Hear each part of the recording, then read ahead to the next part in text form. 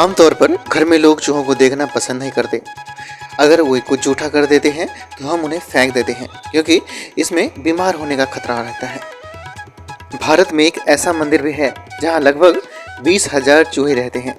यही नहीं, लोग चूहों की पूजा भी करते हैं तथा उन्हें दूध घी भी पिलाते हैं और उनके जूठे प्रसाद ग्रहण भी करते हैं। परंतु यहाँ के जूठे प्रसाद खाकर आज तक कोई बीमार नहीं पड़ा। क्या है इन चूहों के पीछे की कहानी और क्यों यहाँ चूहे पूजे जाते हैं? यहाँ की सच्चाई जान आप भी हैरान रह जाएंगे। तो आइए जानते हैं यहाँ के मंदिर और इनकी कहानी को। बीकानेर का यह मंदिर पर्यटकों के बीच काफी मशहूर है। यह मंदिर करणी माता को समर्पित है।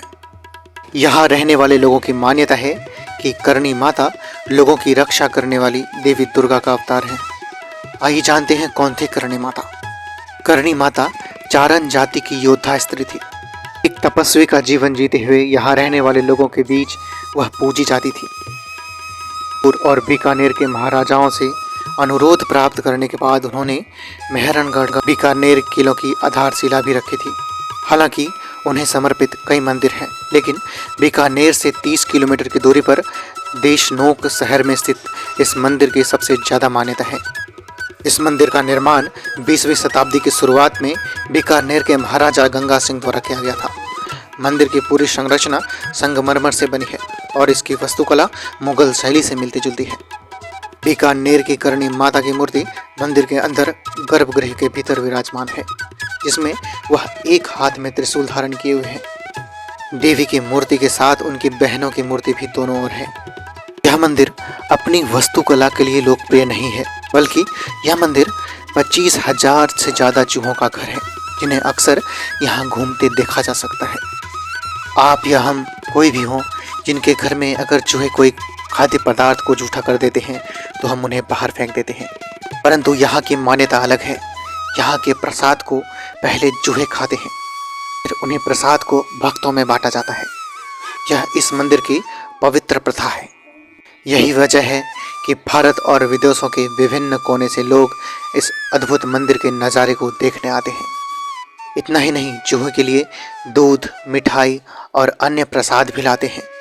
कहा जाता है सभी चूहे में सफ़ेद चूहे को खास तौर पर पवित्र माना जाता है, क्योंकि उन्हें करणी माता और उनके पुत्रों का अवतार माना गया है। हालांकि गलती से भी चूहे को चोट पहुंचाना या मारना इस मंदिर में एक गंभीर अपराध या पाप है। इस अपराध को अंजाम देने वाले लोगों को तपस्या के तौर पे मरे हुए चूहे को सोने से बने चूहे में बदलना पड़ता है। इसलिए यहाँ लोग पैर उठाकर चलने की बजाय पैर को घसीट कर चलते हैं, ताकि कोई चूहा पैर के नीचे ना आ जाए। इसे अशुभ माना जाता है। रीति रिवाजों के अलावा करणी माता मंदिर से जुड़ी कई दिलचस्प कहानियाँ भी हैं। इन कहानियों में सबसे प्रचलित करणी माता के सौतेले पुत्र लक्ष्मण की कहानी है।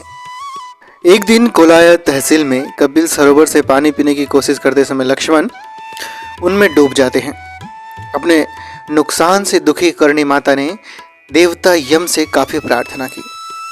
यमराज को विवश होकर उसे चूहे के रूप में पुनर्जीवित करना पड़ा। तब से यहाँ चूहे के रूप में लक्ष्मण को पूजे जाने की परंपरा है। इन चूहों की खास बात यह भी है कि जब मंदिर में आरती होती है तो वो एकजुट होकर बिल से बाहर निकल आते हैं और संध्या तथा सुबह की आरती में वे एक प्रकार से सम्मिलित हो जाते हैं। माता मंदिर में पुजारियों द्वारा मंगला आरती की जाती है। मंदिर में आने वाले भक्त देवी और चूहों को प्रसाद चढ़ाते हैं। इसके अलावा नवरात्रि में लगने वाला माता के मंदिर का मेला बड़ा मशहूर है। यह मेला साल में मार्च से अप्रैल के बीच और सितंबर से अक्टूबर के बीच लगता है। खास बात यह भी है कि इस चूहे के झूठे प्रसाद को खाने के बाद अब तक किसी के बीमार होने की खबर नहीं मिली है। अगर आप भी माता के दर्शन करना चाहते हैं तो यहाँ तक जाने के लिए सुविधाएं उपलब्ध हैं। फ्लाइट से जाने के लिए आपको बीकानेर से सबसे पास जोधपुर एयरपोर्ट है, जिसकी दूरी यहाँ से 220 किलोमीटर है। एयरपोर्ट से करणी माता मंदिर के लिए टैक्सी बुक कर सकते हैं तथा ट्रेन से जाने के लिए यहाँ से सबसे पास रेलवे स्टेशन लगभग 30 किलोमीटर दूर बीकानेर है।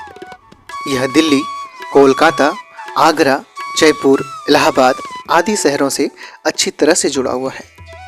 स्टेशन पहुंचकर करणी माता मंदिर के लिए लोकल ट्रांसपोर्ट आसानी से मिल जाता है।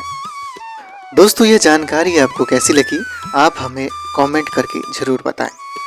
जाते जाते वीडियो को लाइक कर लें और चैनल को सब्सक्राइब कर लें, क्योंकि हम अगली वीडियो में फिर आपसे मिलेंगे किसी नए रोचक तथ्य के साथ।